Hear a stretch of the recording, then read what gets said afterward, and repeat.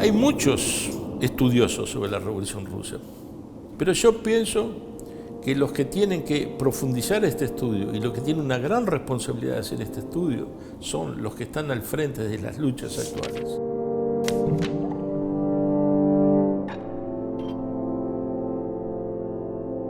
Y de las organizaciones actuales, y de los combates actuales.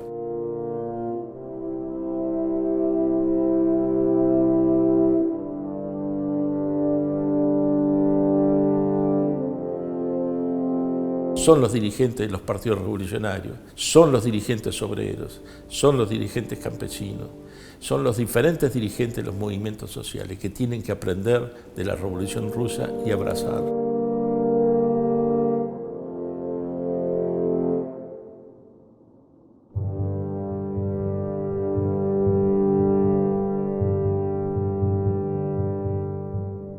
Yo me acuerdo una frase de Rosa Luxemburgo. Ella, que era una gran dirigente partidaria, pero era una intelectual de una alta formación marxista, decía lo siguiente en relación al Partido Socialdemócrata Alemán. Decía, mientras que los obreros no abracen la teoría, el partido no tiene futuro.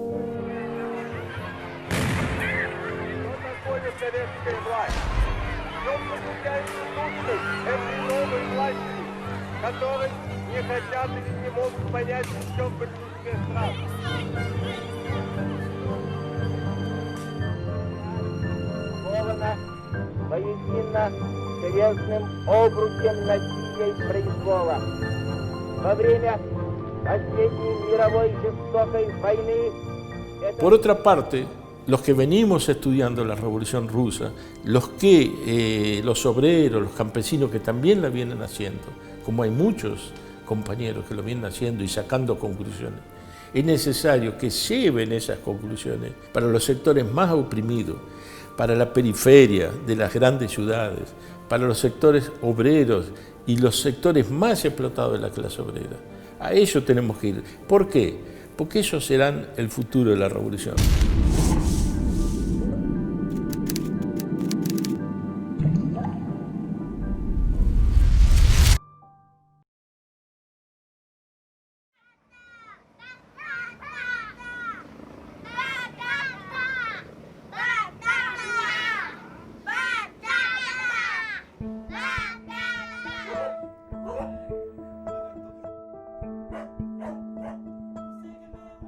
O meu papel no movimento é ajudar a construir o conjunto das lutas, é tentar fortalecer as mulheres que estão nas lutas, é tentar pensar como é que a nossa luta se fortalece, não apenas para conseguir moradia, não apenas para conseguir a melhoria da vida nos bairros, mas também como cada uma dessas lutas pode ser um passo na construção de uma coisa maior, que é uma revolução, que é a mudança de tudo que está aí, que é a transformação do mundo. E a Revolução Russa é uma inspiração sempre. E ela tem um impacto 100 anos depois na vida de todo mundo que acredita, e na minha não é diferente.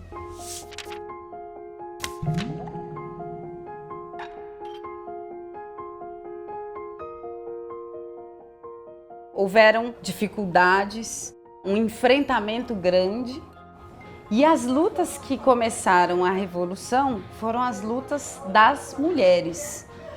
Para vocês terem ideia, as mulheres trabalhadoras da Rússia, elas queriam fazer uma greve, por problemas muito parecidos com os que a gente vive hoje. Tinha muita fome na Rússia, os maridos e filhos dessas mulheres trabalhadoras, eles estavam na guerra. Estavam morrendo na guerra, né? Uma guerra que não era dos trabalhadores, era uma guerra dos burgueses. Tinha o problema das terras, como a gente hoje também, né? A gente na ocupação luta para ter terra, para ter um lugar para morar, para ter um lugar para plantar, e lá também a terra era um problema. Só que as mulheres, elas foram, vamos dizer, as que primeiro se movimentaram. Para vocês terem uma ideia, os homens não queriam fazer greve, mas as mulheres fizeram uma greve muito grande, que foi tão forte que obrigou os homens também a entrarem em greve. E é com essa greve, com essa luta por condições de vida, por pão, paz, terra, que vai abrir a revolução na Rússia.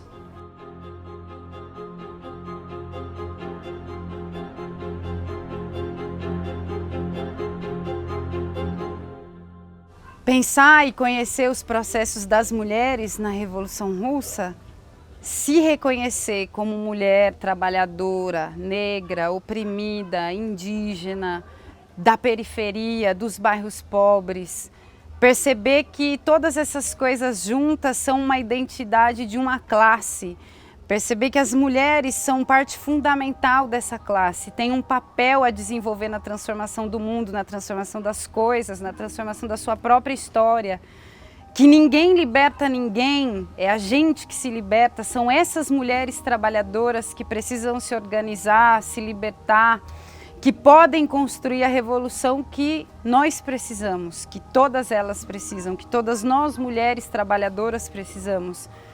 A gente luta, por exemplo, hoje no Brasil pela legalização do aborto, certo? A gente está vendo uma série de casos de Zika, né? E aí as crianças com microcefalia, por exemplo. E as mulheres não têm direito a abortar. Mas as ricas, as burguesas, essas têm, porque elas pagam um dinheirão que as mulheres pobres não têm, vão lá e abortam. E as pobres vão ter os filhos com microcefalia, sem nenhum auxílio, muitas vezes sozinhas, ou vão abortar em clínicas clandestinas, sujeitas ao risco, inclusive, de morrer. Mas olhem o tamanho do que é um processo revolucionário. Na Rússia, 100 anos atrás, o aborto ele foi tratado como uma questão de saúde, legalizado e com condições para as mulheres abortarem.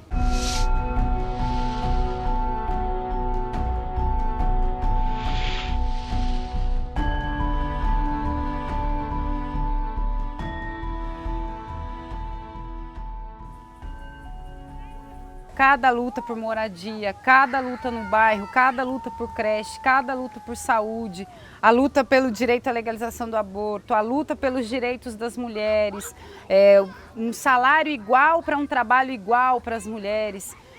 Quando a gente consegue enxergar nessas lutas pontes, fios invisíveis que ligam essas coisas a um sonho grande de mundo mudado, de mundo diferente, também é um pouco entender que a gente é parte de uma história. Então a Revolução começou a discutir as questões importantes e os problemas que viviam as mulheres para conseguir dar condições das mulheres estarem lado a lado com os homens trabalhadores, construindo a Revolução e construindo esse governo dos trabalhadores. Porque vejam só, quando a gente aqui no começo da ocupação, quando a gente ia para passeata, por exemplo, né, que a gente foi várias e várias vezes fazer passeata contra o despejo, para a gente era importante o quê? Que tivesse muita ou pouca gente? Muita gente. Então, para ter muita gente, tinham que ter também as mulheres. Então, as mulheres estavam sendo o quê? Chamadas para a luta. E aí, vocês lembram, a gente construiu aqui as cozinhas comunitárias, né? Que elas produziam comida para todo mundo. E aquele trabalho de cozinhar não era mais um trabalho de uma mulher dentro da sua casa para um grupo pequeno que era a sua família. Era um trabalho feito para alimentar todas as pessoas da ocupação, para garantir condições de que o máximo possível de pessoas estivessem na luta.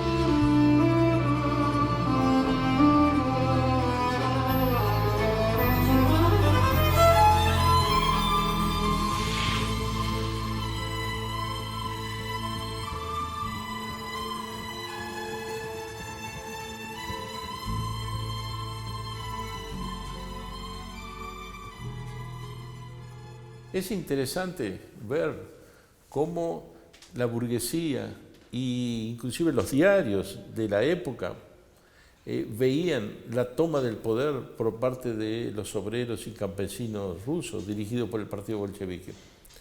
Porque fueron un poco sorprendidos por el acontecimiento. De entrada ellos decían, ¿cuántos días durarán en el poder? Así salía en la prensa. Después se preguntaban, ¿cuántas semanas durarán en el poder? Y pasaban la semana y seguían en el poder. Y después, ¿cuántos meses durará el poder? Y así iba sucesivamente, porque no se podían convencer que obreros y campesinos de pronto estuvieran al frente de un Estado. Un general zarista hacía una reflexión de cómo él estaba sorprendido por otro tipo de cosas, no ya porque estaba en el poder. Él decía, ¿cómo es posible que un ayudante de un hospital ahora se transformó en el director del hospital? ¿Y cómo es posible que un obrero simple ahora es el director de la fábrica? Lo que él no terminaba de entender era cómo es posible que los de abajo, los que nunca habían dirigido nada, los que siempre habían sido explotados, oprimidos, ahora de pronto estaban al frente de ese Estado. La gran sorpresa que vino es que estando al frente del Estado, en poco tiempo, un país atrasado, como era Rusia, muy atrasado, fue a tener un desarrollo espectacular en el terreno de la economía y en el terreno de la cultura. Un gran dirigente de la revolución, León Trotsky, 20 años después escribió un libro que se llama La Revolución Traicionada, en donde él decía qué es lo que había pasado en esos 20 años desde el punto de vista de las conquistas. En aquella época, un país se medía en gran medida el desarrollo por la cantidad de electricidad que producía.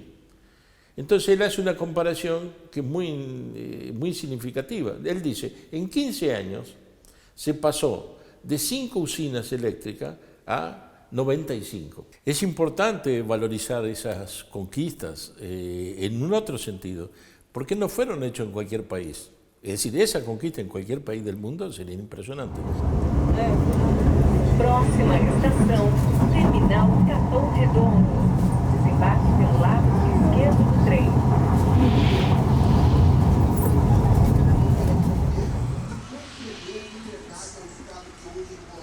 Esos obreros y esos campesinos y ese partido y esos órganos de poder que construyeron provocaron un desarrollo como nunca había ocurrido en ningún país atrasado en el mundo en el terreno de la economía y en el terreno de la cultura. Nunca se vio que un país atrasado en tan poco tiempo tuviera tal desarrollo. En el año que triunfa la revolución, en el 17, había 32.000 escuelas en Rusia y había 11.000 bibliotecas. A partir de ahí, en un año y medio, se pasa de 30.000 a 62.000 escuelas. Se va a 100.000 bibliotecas. Trotsky decía, y lo escribió, que ellos nunca hubieran podido hacer la revolución rusa, si no hubieran estudiado profundamente las revoluciones anteriores. ¿Por qué estoy diciendo esto? Porque yo opino que las nuevas revoluciones que vendrán no vamos a poder vencer en ellas si no se estudia profundamente la revolución rusa y se sacan las conclusiones de ese proceso histórico, pero para la actualidad. Você imagina o que é um operário da construção civil viver com pouco mais de um salário mínimo?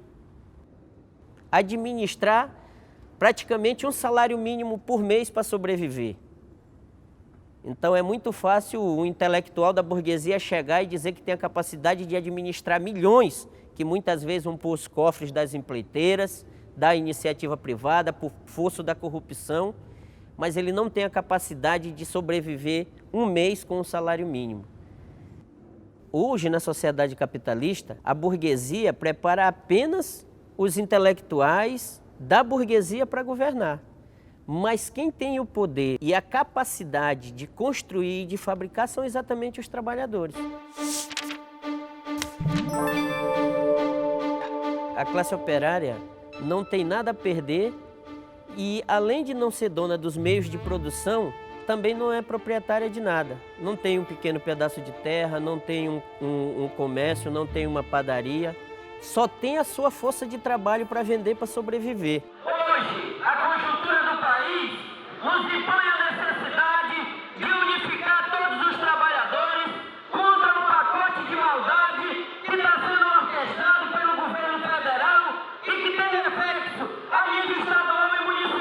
Poderia pegar um exemplo da construção civil em Belém do Pará, de uma ocupação de um canteiro de obra de uma empresa que deixou 180 trabalhadores sem receber o salário e sem receber as indenizações. E nós, junto com esses trabalhadores, ocupamos o canteiro de obra por 16 dias. E era impressionante a organização dos trabalhadores. Se a gente discute bater o cartão e subir todo mundo e ficar todo mundo aqui, na hora que a gente parar, todo mundo volta ao trabalho, ninguém vai ser penalizado. E aí muitos companheiros confundem a política com a politicagem, com a bandidagem, com a coisa que existe. Mas nós temos que entender dessas coisas, porque isso tem reflexo direto na nossa vida. Um dos grandes exemplos da Revolução Russa é exatamente como a classe operária se preparou para governar o Estado operário. E a democracia, nesse momento, foi fundamental, a democracia operária, porque através desses organismos se discutia de forma coletiva e o coletivo decidia sobre tudo. Trotsky era categórico. Decía, sin la existencia del partido bolchevique y sin la dirección de Lenin, nunca hubiera triunfado la Revolución de Octubre de 1917.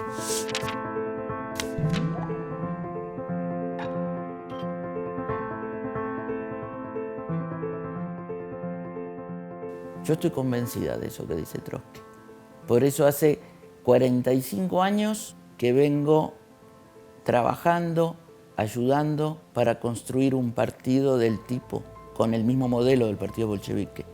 Yo fui parte de una generación de estudiantes y de obreros que surgieron al calor del Mayo francés, de la gran movilización obrera estudiantil que se dio en 1968, que tuvo repercusión en distintas partes del mundo, que en la Argentina se expresó con el Cordobazo en 1969. Y yo en ese momento entré a un partido que me pareció diferente a todos los partidos que existían en esa época. Era un partido donde las grandes decisiones no las tomaban los dirigentes, sino que se tomaban de conjunto, una discusión democrática, colectiva, que después todos salíamos y hacíamos lo mismo. Cuando yo entré al partido había una dictadura y se militaba contra esa dictadura. Y después cayó la dictadura y hubo elecciones. Y surgió un gobierno elegido, pero un gobierno que no era de los trabajadores. Entonces se seguía militando contra ese gobierno. La militancia era todos los días, no era para las campañas electorales.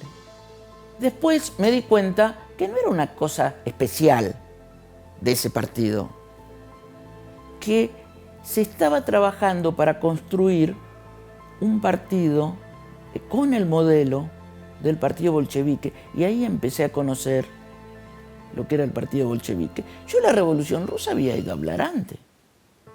Había estudiado en el colegio, en la universidad, se hablaba de la Revolución Rusa, pero en el partido se hablaba de una cosa especial, de que esa revolución había triunfado porque existía ese tipo de partido. Era un partido donde todo se discutía internamente. No había ningún tema prohibido internamente, todo se discutía.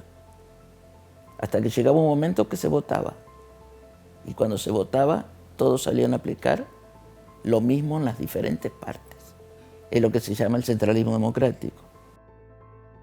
Era un partido, el partido bolchevique, que tenía sus militantes, tenían un alto nivel cultural. Se destacaban de todo lo que existía en ese momento. Era un partido que estudiaba dentro del propio partido. No se formaba en las universidades, se estudiaba y entendía el marxismo, y para entender el marxismo estudiaba la historia, estudiaba la cultura, estudiaba también las expresiones artísticas, culturales. Y entonces tenía dirigentes con un gran nivel intelectual y que eran grandes propagandistas y grandes oradores que hablaban muy bien. Por ejemplo, Trotsky era el más destacado de todos ellos. Ahora miren una cosa extraña que a mí me sorprendió cuando lo empecé a conocer, que el partido se presentaba a elecciones, pero los candidatos no eran esos dirigentes que hablaban muy bien, hacían propaganda y agitación en las fábricas, en las barriadas obreras, en los regimientos de soldados. Pero los candidatos del partido no eran ellos. Los candidatos del partido a las elecciones, los que iban a ser parlamentarios y los elegían, eran obreros, eran dirigentes obreros. Y Lenin decía que no importaba si no hablaran bien, que si no sabían hablar muy bien, que leyeran el discurso. Porque lo importante no era convencer de nada a los otros parlamentarios. Lo importante era que desde el altavoz que significaba estar en un parlamento, llegara a los obreros una imagen diferente de parlamentario. Y entonces era para explicarle a los obreros que de ese parlamento no se podía conseguir nada. Muy diferente a lo que pasa hoy, ¿no?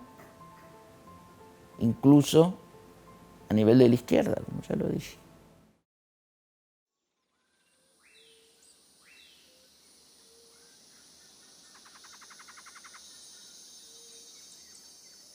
Seringueira que estás na selva, multiplicado sejam os vossos dias, venha a nós o vosso leite, seja feita a nossa borracha, assim na prensa como na caixa, para o sustento de nossas famílias.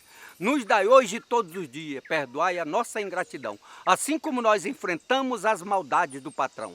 Ajudai-nos a libertarmos das garras do regatão. Amém.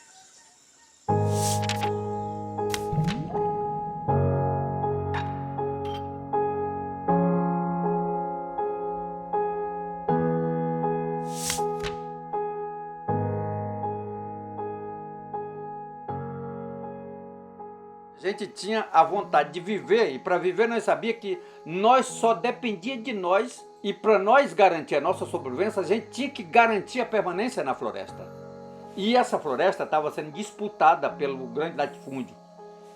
E a ditadura jogou o latifúndio aqui para exterminar com os seringueiros, com os índios, né, com os castanheiros, com as quebradeiras de coco, de babaçu, com tudo que era extrativista natural. Aqui na Amazônia, a nossa luta está atualizada mais do que nunca. As populações que vivem aqui, os seringueiros, as populações tradicionais e os camponeses, eles ainda continuam enfrentando os grandes projetos de expansões.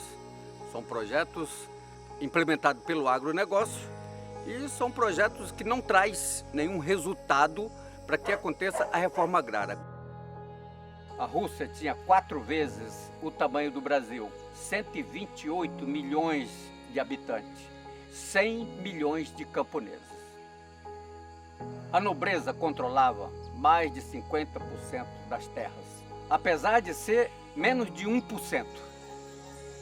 No Acre, que tem 15 milhões de hectares de terra, o latifúndio improdutivo aqui do Brasil, o agronegócio e a UDR, 10 pessoas já controlaram 8 milhões de hectares de terra de um estado que tem 15 milhões.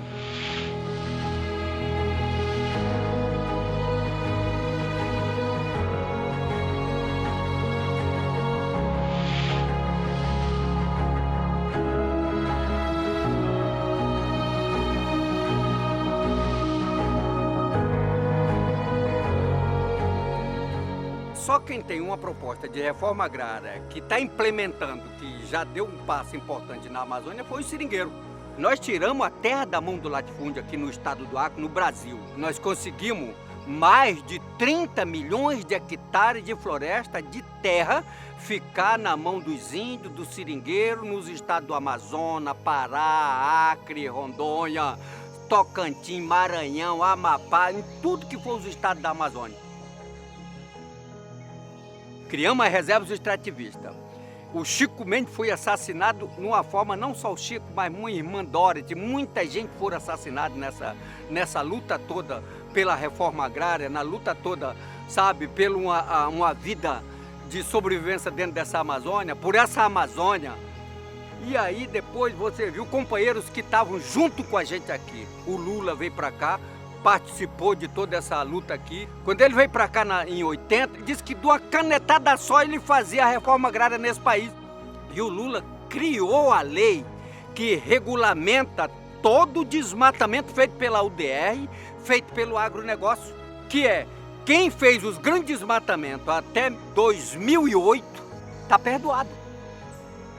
Nós tivemos que enfrentar esses projetos né? E os projetos foram muito violentos, né? Eles chegaram a jogar gente laranja de avião em cima dos seringueiros na Amazônia para desmatar a floresta, que era para nós abandonar nossas colocações. Eu fiquei cego por 1 ano. E olha que eu não peguei em cheio não, foi só assim o cheiro. Muitos peixes boiaram, a agricultura toda de subsistência se acabou naquela região.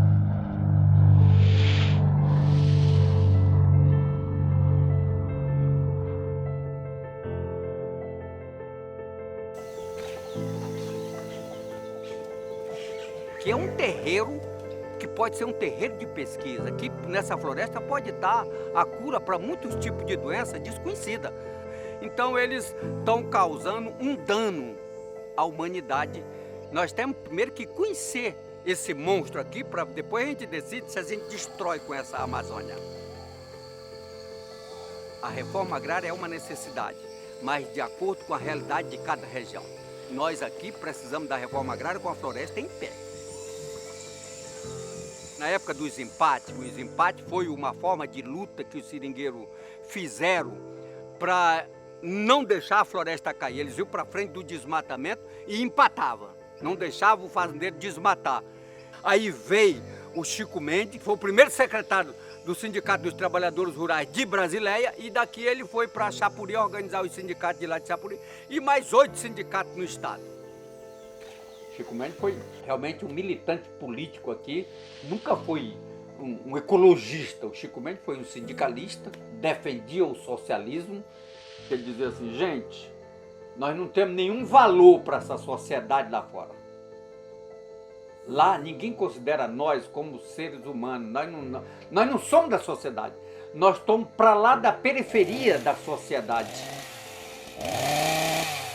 Eles podiam eliminar nós naquela época, que não ia ter nenhum problema para o sistema que o grande capital implantou aqui.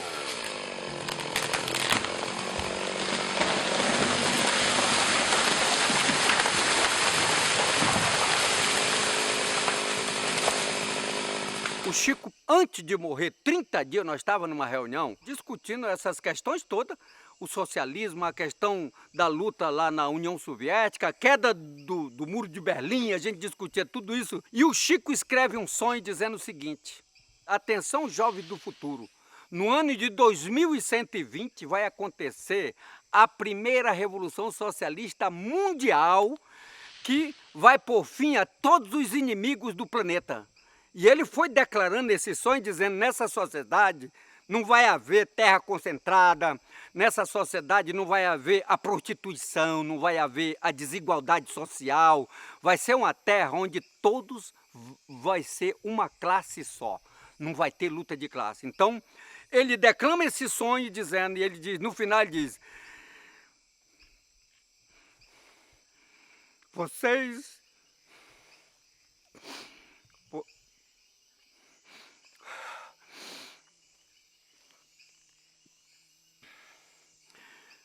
me desculpem,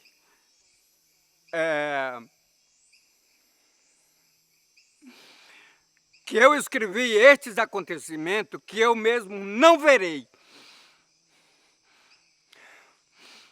Mas eu tenho o prazer de ter sonhado.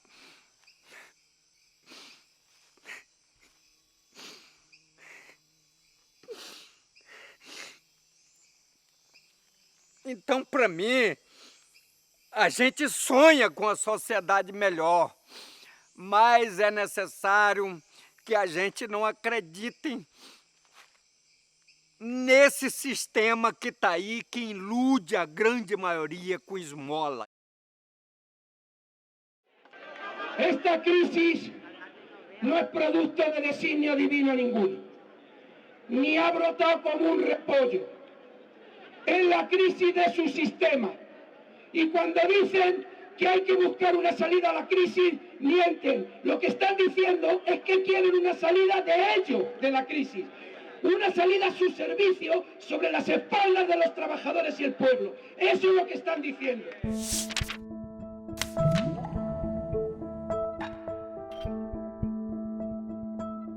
Yo creo que una de las grandes lecciones de la Revolución Rusa fue precisamente el instaurar un régimen no conocido hasta entonces, que era el régimen de la democracia obrera. Y eso tiene para nosotros, un siglo después, una enorme vigencia. Por ejemplo, en estos años de atrás, y especialmente en Europa, se llenaron las plazas, las calles, de mucha gente, especialmente mucha gente joven, que reivindicaba contra lo que decían, le llaman democracia y no lo es, rechazando a los gobiernos, a los partidos que había, rememorando el ágora griega, ¿no? Y la referencia era la democracia griega. ¿Por qué nosotros hablamos de democracia obrera y no hablamos de democracia en general? Lenin preguntaba siempre, ¿democracia para quién? La democracia es una palabra que es uno de los grandes significantes vacíos, lo fue antes y hoy en día en política lo es mucho más claro, ¿no? La democracia griega era la democracia de los esclavistas.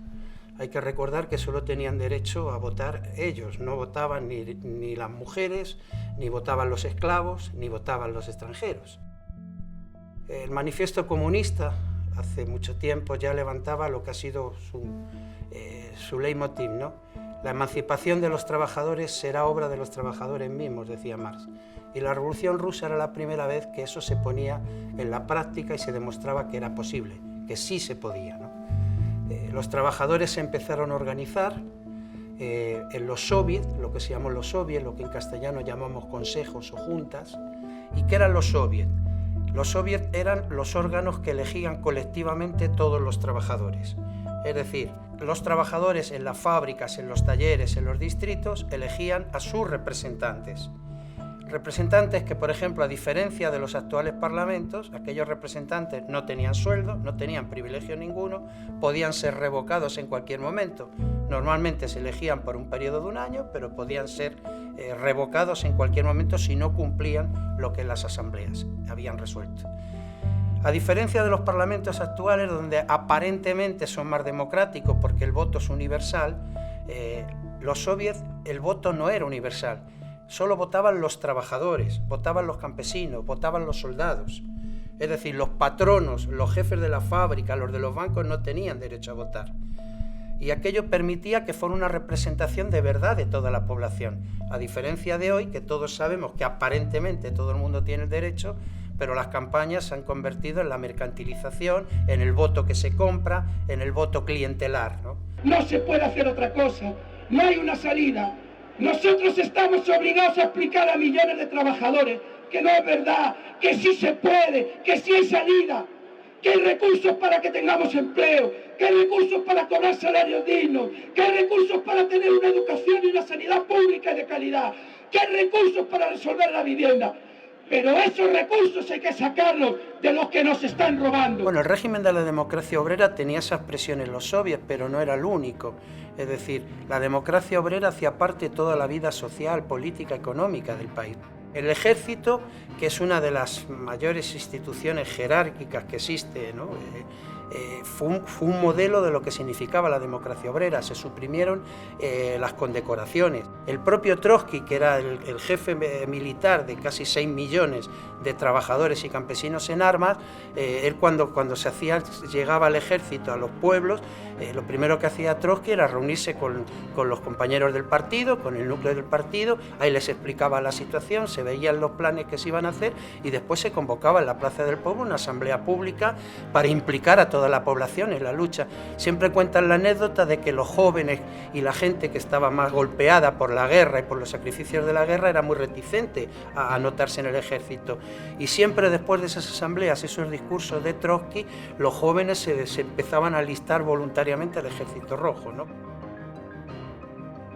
Bueno, hay gente que nos pregunta, bueno, ustedes llevan años en esto, llevan años luchando, pero ustedes nunca llegan al poder. ¿Y eso cómo lo explican? Y en realidad hay dos cosas que es importante señalar. Primero, todos estos partidos que llegan al gobierno, llegan exactamente a eso, al gobierno, no al poder. Ellos acaban siendo los gestores de los que ostentan el poder. Llegar al poder significa transformar la realidad social que hoy existe. Y eso para nosotros solo lo puede hacer la clase obrera. Queremos que los trabajadores tomen conciencia de su existencia, se autoorganicen y lleguen al poder. Y si no es con los trabajadores, nosotros no queremos el poder ni regalado. Esa es la esencia de nuestra lucha y esa es la esencia de la democracia obrera.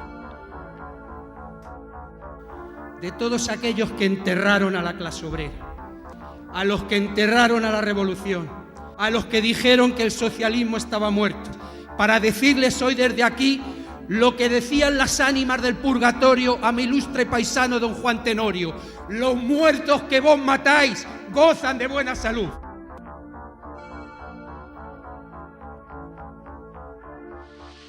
Bueno, la primera pregunta es si hoy hay necesidad o no hay necesidad de la revolución. Esa es la pregunta. También, que la vida es distinta. Pero la pregunta es, ¿y es necesaria o no la revolución? Yo creo que es una necesidad no solo igual, es mayor que la de hace 100 años, ¿no? Por ejemplo, el hambre. Dado absurdo é que mais de 3.100.000 crianças morrem por ano no mundo por falta de nutrição alimentar. En la Segunda Guerra Mundial, que fue la Gran Guerra, lo que llamaron la Gran Guerra y que decían que iba a ser la última, había 15 millones de refugiados en el mundo. Ahora, las organizaciones internacionales reconocen 61 millones de refugiados. En esencia es eso, es la lucha por la existencia.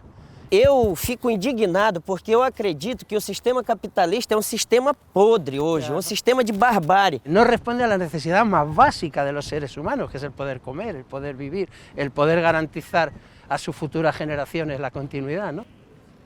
Esta revolución comenzó por eso, por la lucha por garantizar el pan frente al hambre, frente a la miseria, por garantizar la tierra, porque era la forma de subsistencia de la mayoría, y sobre todo contra la guerra, ¿no? Que era donde morían millones de trabajadores y campesinos. En mi tierra hay un dicho que dicen que cada cual cuenta la feria según le va en ella, y hay gente que no le va mal en la feria, y entonces cuando tú le hablas de la revolución y la necesidad seguramente te mira como si estuvieras loco, pero la mayoría de la humanidad, para los pueblos pobres del mundo, para la clase trabajadora del mundo, es una necesidad. Es una necesidad para garantizar su propia existencia. Esa es la necesidad de la revolución y de lo que la hace presente hoy, 100 años después, ¿no?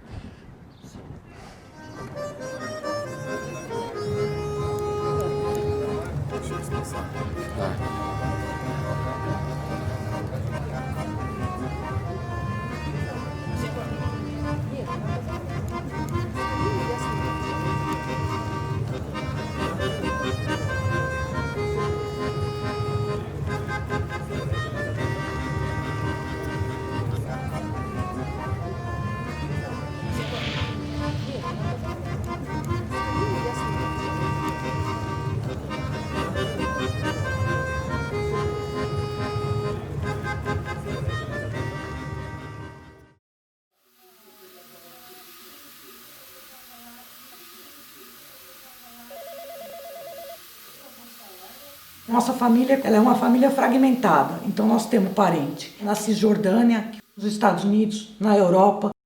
A maioria dos sobrinhos dele, ele não conhece. Ele não pôde estar lá quando as pessoas foram morrendo. Meu pai é o caçula dos irmãos dele.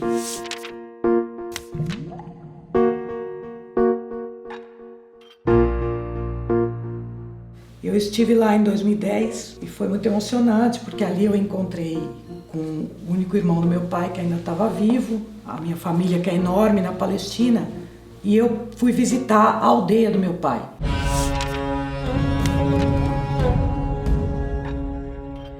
A distância de uma aldeia para outra nunca chega a mais de 5 quilômetros, porque é território muito pequeno.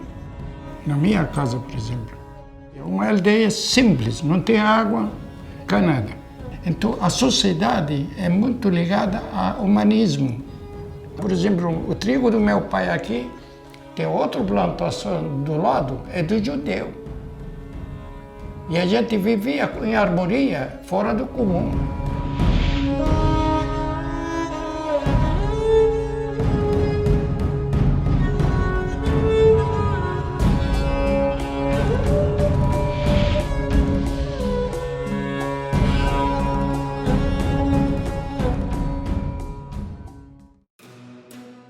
Isso aqui eu nunca esqueço e nunca vou esquecer. Saímos da escola, caiu 2 granadas lá, 2 bombas. Cheguei na minha casa, meu pai falou, hoje eles vão bombardear, vai matar todo mundo. Então nós vamos deslocar, vamos sair das casas e ficar longe um pouquinho, uns 2 quilômetros lá, Lá tem uma montanha pertinho, uma aldeia que se chama Chueque. E a gente fica lá e amanhã cedo a gente volta. Nunca nós voltamos. Nós saímos de lá sem roupa, sem comida, sem nada, porque o quê? Vai pensando, amanhã nós vamos voltar. Nós fomos falar com a prefeitura, com um cara lá, um comandante que estava lá na Chueque, né? Ele falou, não tem jeito mais, agora perderam a aldeia, não tem mais chance. Quer dizer, se tem ficado, morria.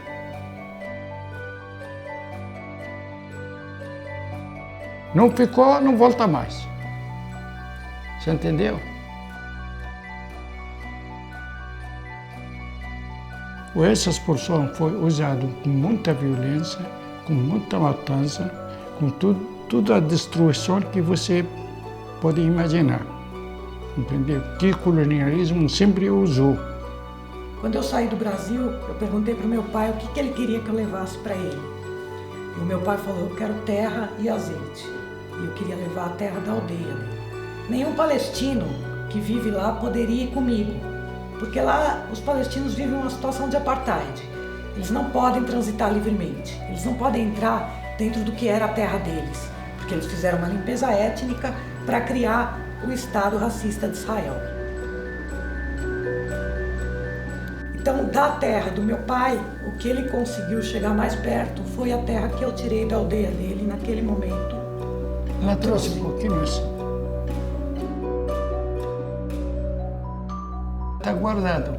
O dia que eu moro, ela tem que colocar embaixo da minha cabeça. A derrota do projeto sionista é que a memória coletiva dos nossos pais, da nossa família, a gente não permite que seja esquecida.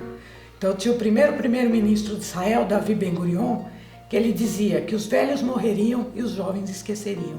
E nós dizemos não, nós não vamos deixar esquecer o que fizeram com a nossa terra, com a nossa origem. Então esse é o caminho da Palestina livre. Hoje a gente vê, por exemplo, os palestinos que vivem nos campos de refugiados expulsos, como meu pai, que são 5 milhões, a um raio de 150 quilômetros da Palestina histórica, que não podem voltar para suas terras e sonham voltar para sua terra e morrer na sua terra.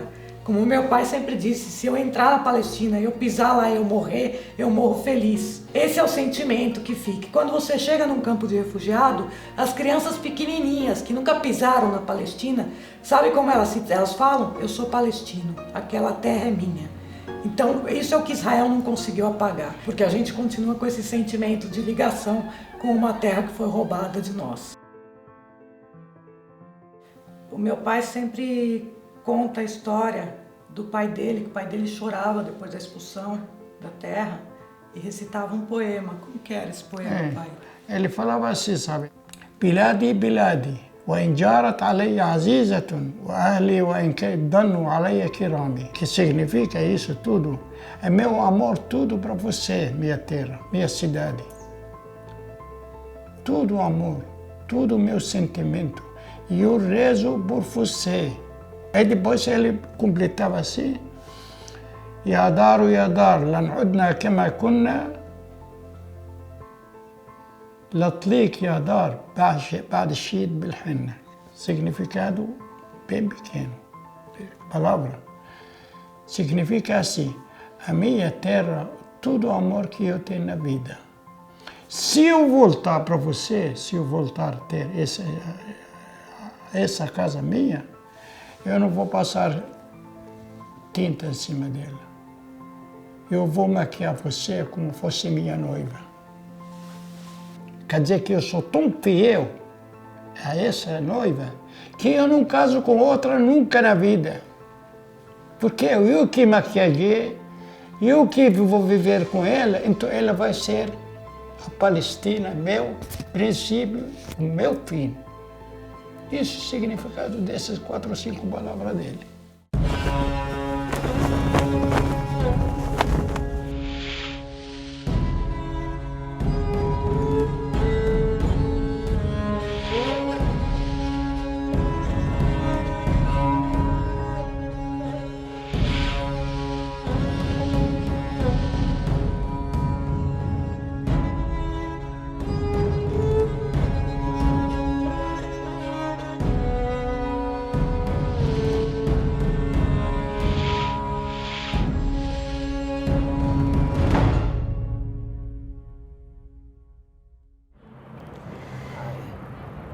Pois é, eu acho que eu vivi dois momentos fortes, assim, emocionantes. Um foi a presença no prédio do Smolny, onde os bolcheviques reuniram o Comitê Militar Revolucionário, onde reuniam vários comitês e organizaram a tomada do poder. E acho que outro momento é esse aqui, né? Um momento grandioso, porque eu jamais imaginei na minha vida que um dia eu poderia estar aqui na frente do Palácio de Inverno, na Rússia, onde os bolcheviques tomaram o poder con los operarios, con los soldados, con los camponeses. Además de la parte emotiva que todo esto tiene, es muy importante estudiar la revolución, porque para quienes nos sentimos revolucionarios estamos obligados a estudiar las revoluciones, ¿no? Claro. Los bolcheviques estudiaban todo, la Revolución Francesa. Cuando hablaban parecía que habían estado allí presentes, ¿no? Y a estudiar y a seguir estudiando hasta el detalle. Escucha, Clever, estaba terminando de leer el libro este. Cuenta un poco la historia de toda la peripecia de Lenin desde que sale del exilio en Suiza hasta que llega a esta estación de Finlandia, ¿no? Cuando él llega, aquí hay una fiesta, ¿no? Aquí todo el mundo apoyando al gobierno provisional, todos se declaraban revolucionarios, socialistas, ¿no? Y de repente llega Lenin y dice, no, aquí lo que hace falta es un gobierno obrero apoyado en los soviets de diputados obreros, ¿no? O sea, una política completamente opuesta a los demás. Y fíjate, es más, a él al día siguiente le invitan al soviet a que exponga estas posiciones. Y entonces se monta un lío tremendo, ¿no? Entonces, por ejemplo, aquí cuenta cuál fue la reacción de todos los partidos al discurso de Lenin, ¿no? Entonces, por ejemplo, Miliukov, que era el dirigente del partido búlgaro, de los cadetes, tú conoces, Miliukov dice que Lenin sostuvo tan acaloradamente la causa pacifista y con tal desfachatez y falta de tacto que se vio obligado a parar en seco y abandonar la sala en medio de una tempestad de abucheos. Nunca sobrevivirá aquello. Esto ha sido el funeral del partido bolchevique. Es decir, llega Lenin y dice que son los desvaríos de un demente. Esa fue la respuesta que le dieron. Lenin disse, não, está tudo errado. Só existem dois caminhos para resolver o problema dos trabalhadores na Rússia, ou se está junto com a burguesia e com os empresários, ou se está junto com a classe operária. Esa es la grandeza de Lenin, ¿no? Que fue el marxista más consecuente. Él se apoyó en Marx, se apoyó en Engels, se apoyó en la tradición marxista, se apoyó en la experiencia del primer gobierno obrero, que fue la Comuna de París.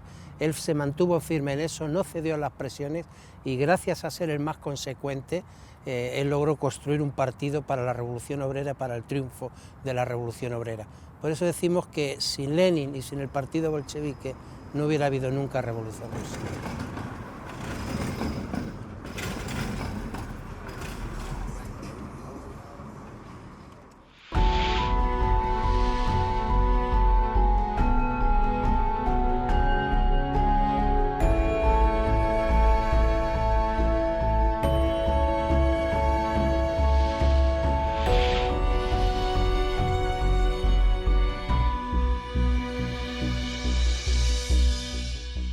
La construcción de la Internacional no surge como una inquietud intelectual, sino que surge como una necesidad material a partir del surgimiento del capitalismo. Todos los dirigentes de la Revolución Rusa, Trotsky, Lenin, Zinoviev, Kamenev, todos ellos eran parte de la Segunda Internacional. Es una federación de partidos socialistas que existían en la mayoría de los países europeos.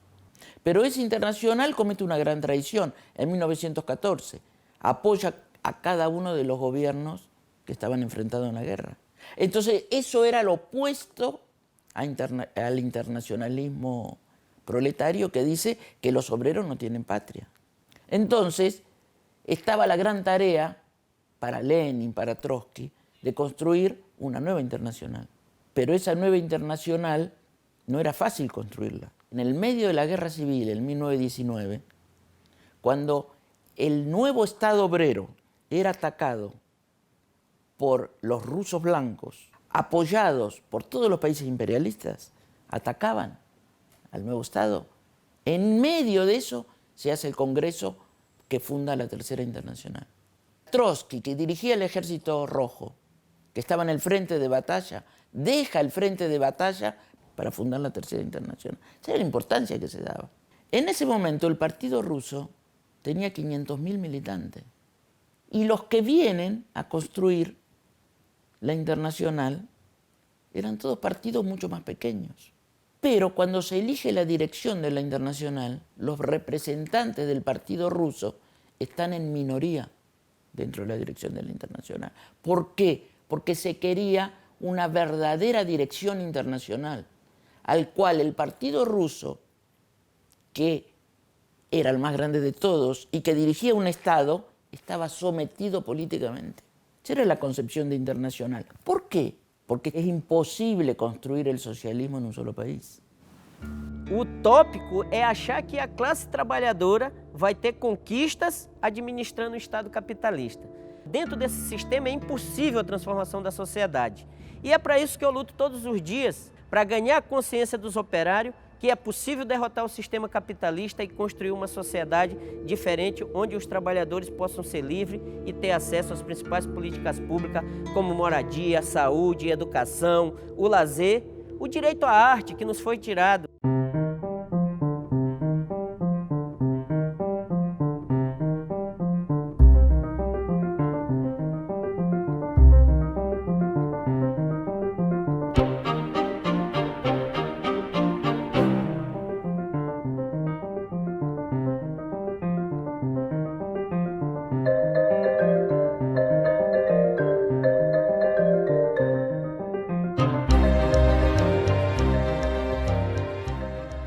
Quando você entende o processo da Revolução Russa, você se apaixona. Porque é um processo emocionante, onde a classe operária foi a vanguarda da luta, onde a classe operária se organizava nos comitês de fábrica, nos soviets, discutia, decidia e organizava a luta. Então, quantas vezes eu não chorei em casa me emocionando, lendo o jornal do partido e vendo matérias de como falava da vida da classe trabalhadora e aquilo se identificava com o que eu vivia no dia a dia dentro dos canteiros de obra.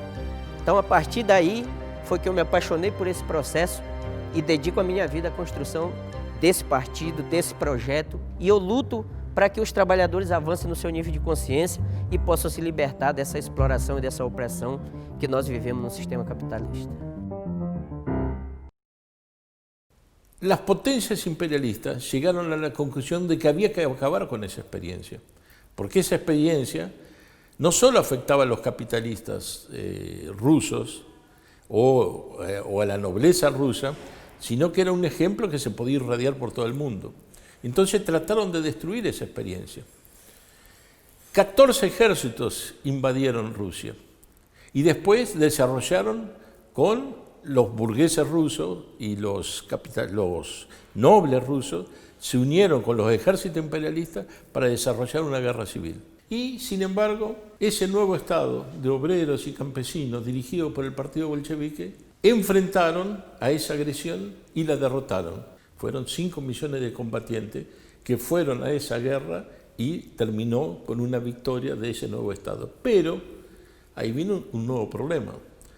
Ellos ganaron la guerra, pero durante la guerra se provocó una hecatombe en el país. Es decir, fueron destruidas por la contrarrevolución las fábricas, un gran porcentaje de obreros fueron muertos en la guerra. Eso fue la consecuencia de la guerra civil, de esa agresión del imperialismo y los capitalistas para tratar de acabar con esa experiencia.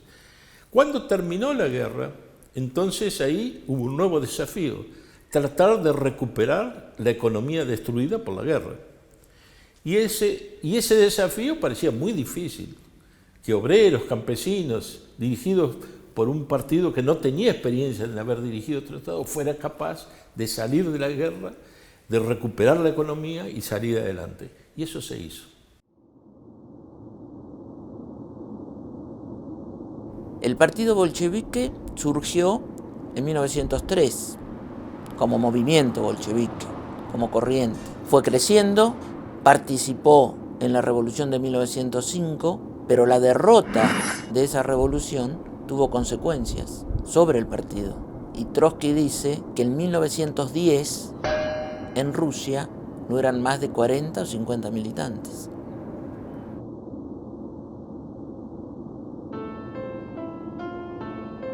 En la construcción del partido también hay momentos terribles, muy malos. El partido bolchevique pasó en su lucha contra el zarismo por momentos de gran represión, con gran cantidad de jóvenes militantes encarcelados, torturados, fusilados. Y tuve una experiencia similar. Estando en la ciudad de La Plata, en 1975, recibimos ahí el golpe terrible de la represión paramilitar que nos significó la pérdida de 8 compañeros. Entre el 4 y 5 de septiembre de 1975, en La Plata, nos secuestraron y fusilaron a 4 compañeras y 4 compañeros. Fue terrible. Pero continuamos. Después, con la dictadura militar, tuvimos más de 100 compañeros entre desaparecidos y muertos. Y es parte de la construcción. Y continuamos, y hoy estamos en una situación diferente, con más posibilidades en relación a la construcción, pero nunca es lineal. Por eso digo que tiene sus momentos de alza, sus momentos de baja y sus momentos terribles.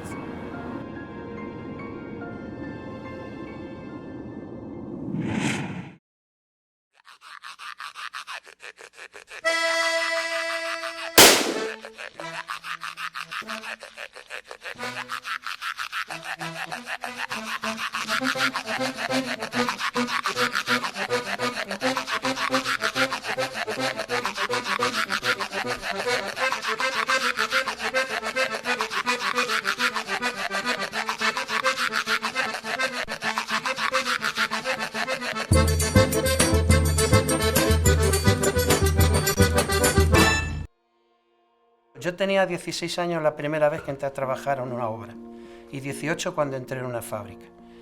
Nosotros era en los años 70, comienzos de los 70, los trabajadores en España nos organizábamos en algo que se llamaba las comisiones obreras.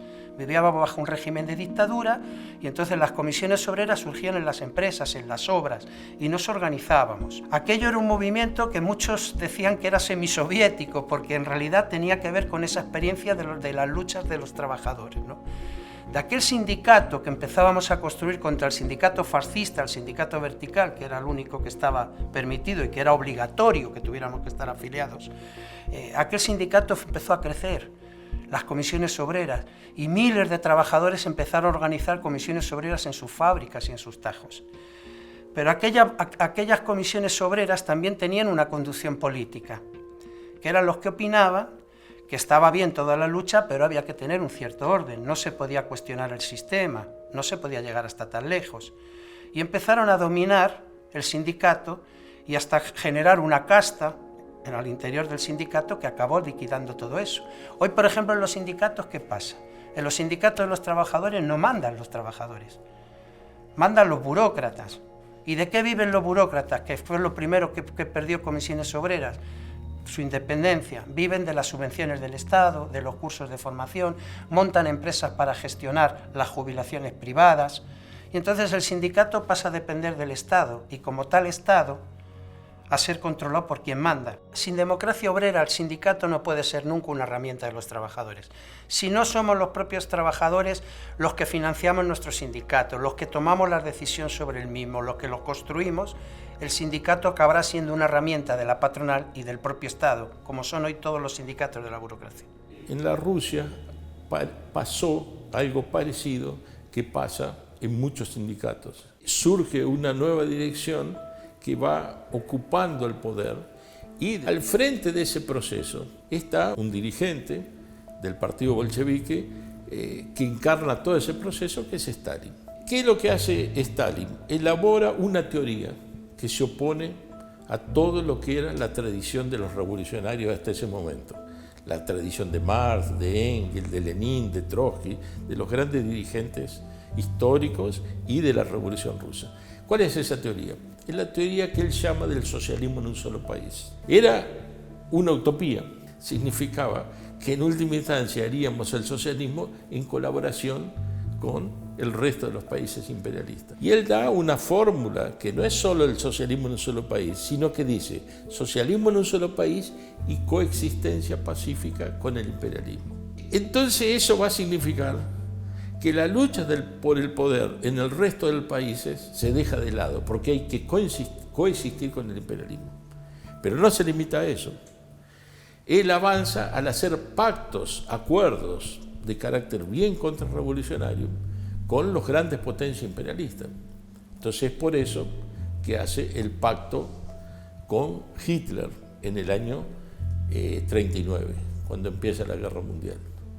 Después Hitler rompe ese pacto, invade la Unión Soviética y entonces la Rusia entra en la guerra, pero ahí ya hace un nuevo pacto con el imperialismo americano y el imperialismo inglés, siempre con el mismo contenido: coexistencia pacífica y dividir áreas de influencia e impedir que triunfe la revolución en esos países llave para poder mantener el pacto, impedir. Esta política, que más que política era todo un programa, era toda una concepción, se vio obligado a enfrentar dentro del partido y dentro del Estado a los que resistían a esa concepción. Y lo hizo con los criterios más brutales que se puede imaginar. Es decir, empezó con persecuciones, con calumnias, con separaciones, después continuó con expulsiones del partido, hasta terminar en la tortura, el asesinato, es decir, una forma nunca visto en la historia del movimiento obrero. Pocos años atrás, unos 10 años atrás o 12 años atrás, la KGB, que era el servicio de inteligencia, reconoció públicamente que ellos habían asesinado a 700.000 personas. No estoy hablando de guerra, muertos en guerra, asesinados, es decir, presos o secuestrados y después asesinados. ¿Y quiénes eran esos asesinados? Según la KGB, eran militantes del partido bolchevique, obreros y campesinos. Esa era la composición de los asesinados.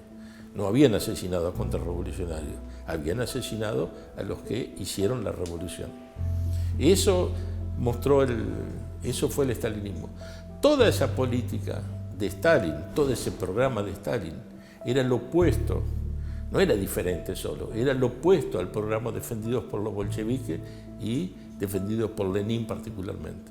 Tal vez a donde se ve más en el plano internacional, porque la obsesión de los bolcheviques cuando tomaron el poder era utilizar esa toma del poder en un país como palanca para la revolución mundial, para acabar con el imperialismo y el capitalismo a nivel mundial. Esa era la esencia del socialismo, por otra parte, eran las ideas de Marx, de Engels, que el socialismo sería internacional o no sería. Y entonces por eso construye Lenin, se pone a la cabeza de la construcción de la Tercera Internacional. Stalin, ¿qué es lo que hace? Es decir, en los primeros 4 años se hacen 4 congresos. Ya el quinto, ya con la conducción de Stalin, se hace algunos años después. El sexto se hace ya se van haciendo cada vez más secundarios los congresos. Hasta el final, Stalin disuelve la Tercera Internacional. ¿Por qué la disuelve? Porque ya no es más necesario, porque ya no era más la revolución mundial. Y es interesante cómo la disuelve. Quien le propone disolver la Internacional es el primer ministro inglés, Winston Churchill, que le dice: mire, tenemos un acuerdo, pero no queda bien que ustedes mantengan una organización internacional. Le propone disolverla y Stalin dice: bueno, perfecto, y la disuelve. Es decir, Lenin por un lado y Stalin del otro no tenían absolutamente nada que ver, eran cosas opuestas. Trotsky, que fue el jefe de un ejército con cerca de 6 millones de trabajadores y campesinos en armas, hay quien le decía a Trotsky: pero si usted es el jefe del ejército, usted es el que más prestigio tiene entre los generales, ¿por qué dejó que Stalin le arrebatara el poder? Y Trotsky le decía: dar un golpe militar era relativamente muy sencillo, era casi un paseo. Pero si las contradicciones sociales se resolvieran con golpes militares, lo que cambiaríamos sería el nombre de los personajes de la historia, pero no su curso. Esa lucha de décadas del capitalismo mundial contra el Estado obrero que había surgido en la Revolución del 17 va a culminar con la restauración del capitalismo, que es lo que se dio en los últimos 25 años, no solo en la Unión Soviética, sino también en el resto de los países donde se había expropiado a la burguesía. Trotsky tiene una hermosa frase que para mí nos da una indicación de qué es lo que tenemos que hacer. En un texto en el cual en los años 30 llamaba la construcción de la Cuarta Internacional, Trotsky decía: la clase obrera asciende taladrando por sí misma una roca de granito. A veces se resbala unos cuantos pasos. A veces el enemigo dinamita los escalones que han sido cortados. A veces se entierran porque han sido hechos en un material pobre. Después de cada caída debemos levantarnos. Después de cada resbalón debemos ascender de nuevo. Cada paso destruido debe ser reemplazado por dos nuevos. Y a la clase obrera no nos queda otro camino que ese que gritamos, porque no hay cambio sin lucha obrera. Porque hasta para explicar cualquier situación que modificó la coyuntura, la correlación de fuerzas o como se quiera llamar, hay que recordar que eso cambió cuando se salió a la calle, cuando se cercó el Parlamento, cuando se hacían manifestaciones. Solo cuando la calle es nuestra, cuando la huelga es el instrumento de lucha como los trabajadores franceses, cuando se ocupan las fábricas, cuando los trabajadores irrumpen en la vida social y política de un país, es cuando se pueden empezar a cambiar las cosas. Traigo la cabeza rota. Traigo la cabeza rota. Se me la rompió un costero, mira. Mira, Marucina, mira. Mira cómo vengo yo. Que me la rompió un costero, mira. Mira, Marucina, mira. ¡Viva la lucha de la clase obrera! ¡Viva! ¡Obreros, apoya a los mineros! ¡Madrid! ¡Obreros, apoya a los mineros! ¡Madrid! ¡Obreros, apoya a los mineros! A história que a Revolução Russa abriu é a história das lutas dos trabalhadores pela sua libertação, pela sua emancipação. E cada um de nós que constrói cotidianamente essas lutas no local de trabalho, de moradia, de estudo, é parte dessa história, é herdeiro dessa história, é um fio de continuidade viva para que essa história continue, para que ela consiga atingir o Brasil, outros países, a América Latina, o mundo inteiro. Las nuevas revoluciones tendrán que dirimir cuál de esos dos programas se llevan adelante. Porque el programa de los bolcheviques, el programa de Lenin, el programa de Trotsky, es el programa que abre la posibilidad de victoria. El programa de la colaboración con la burguesía, que es el programa de Stalin, es el que abre el camino de nuevas y nuevas derrotas. Ese programa del estalinismo, lamentablemente, es el que se aplicó en muchas de las revoluciones que terminaron en tragedias. Estudar a história da Revolução Russa, descobrir as coisas todas que os trabalhadores e as trabalhadoras fizeram, não deixa de ser um marco de certeza de que é possível fazer, de que é possível ir muito além do que a gente tem feito, de que é possível querer e sonhar com muito mais do que tem sido oferecido para nós, de que é possível transformar o mundo não só em coisas pequenas, mas revolucionar tudo, mudar as estruturas, permitir que as pessoas tenham condições de se desenvolverem plenamente, humanamente. Todos os lugares onde as mulheres são oprimidas, onde os negros e negras são oprimidas, onde os LGBTs são oprimidos, onde os povos originários são oprimidos, todos os lugares onde isso acontece, na verdade, são grandes campos de batalha para essa luta maior que a gente constrói dia a dia nas lutas pequenas. E pensar que 100 anos atrás eles conseguiram fazer isso na Rússia é ter certeza de que 100 anos depois a gente precisa e é capaz de fazer isso no mundo inteiro.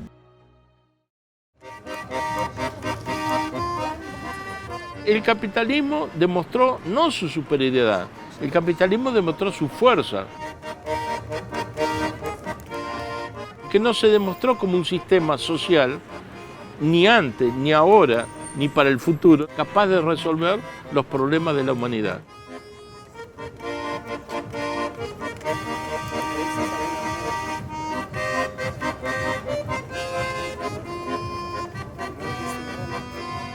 ¿Qué pasaría si esa misma experiencia se da en uno de los países más avanzados? ¿Qué se podría conseguir desde el punto de vista de la economía, de la cultura?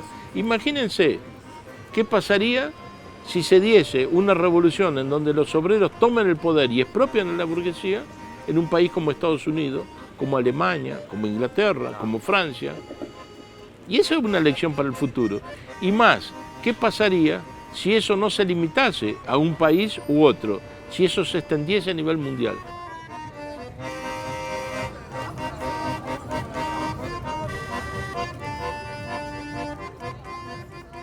Y luego es que aquí impresiona mucho estar aquí viendo todo esto, ¿no? Ver, todo el rato a la cabeza te viene la gente aquí, ¿no? Dejándose la vida, luchando para arriba, para abajo. Los personajes de la historia, es muy impresionante esto. La verdad, esto es una cosa que uno se queda ya para toda la vida con ella, ¿no? Estar aqui na Rússia, estudando todo esse processo do que significou a Revolução Russa, eu não me vejo aqui como uma questão individual. Eu me sinto representando a classe operária, a classe trabalhadora. Yo siento que este film, que este documental va a ayudar muchísimo a que otros trabajadores aprendan de la historia de una revolución contada entre trabajadores, ¿no? Para entendernos todos, para saber cómo fue. Yo creo que puede ayudar mucho. Yo espero, tengo mucha confianza en que ayude.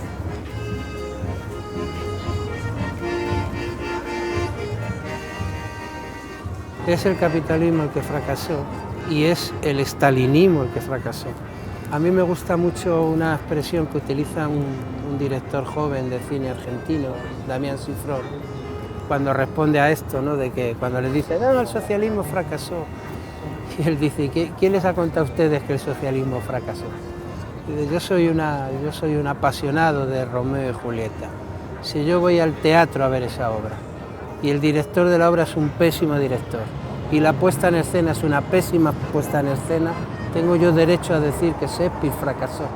Fracasó la parodia, la negación de lo que fue la lucha de los bolcheviques y Lenin, que ha sido el estalinismo, ¿no? Por eso es el hilo, como tú dices, ese es el hilo histórico que hay que retomar.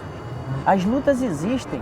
Nós vimos os trabalhadores se levantarem na Grécia, na Argentina, na Síria, no Egito. O por ejemplo otro que te dicen, no, pero es que el enemigo es muy grande, es gigantesco. Y bueno, el enemigo es grande, pero el enemigo parece mucho más grande cuando se le mira humillado, cuando se le mira de rodillas, cuando uno no confía en su propia fuerza ni confía en su propia lucha, ¿no? Yo creo mucho en eso que repetimos tantas veces, ¿no?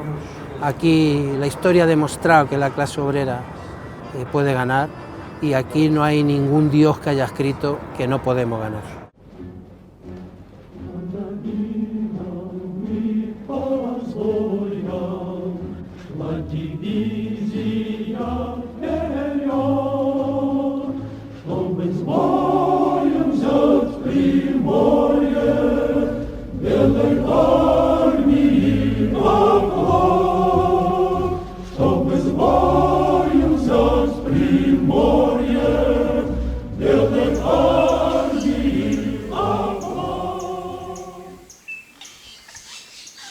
Para nós, o que estão fazendo agora não era o que pensavam os bolcheviques, não era o que pensava Lenin, não era o que pensava Trotsky, não era o que pensava Marx, não era o que pensava Rosa de Luxemburgo, não era o que pensava esse pessoal que lutou por uma sociedade onde o inimigo ia desaparecer.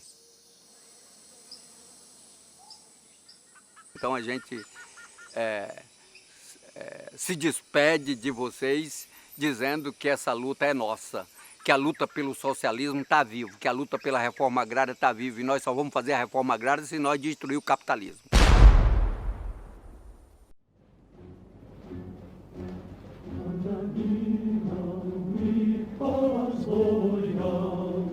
La divisi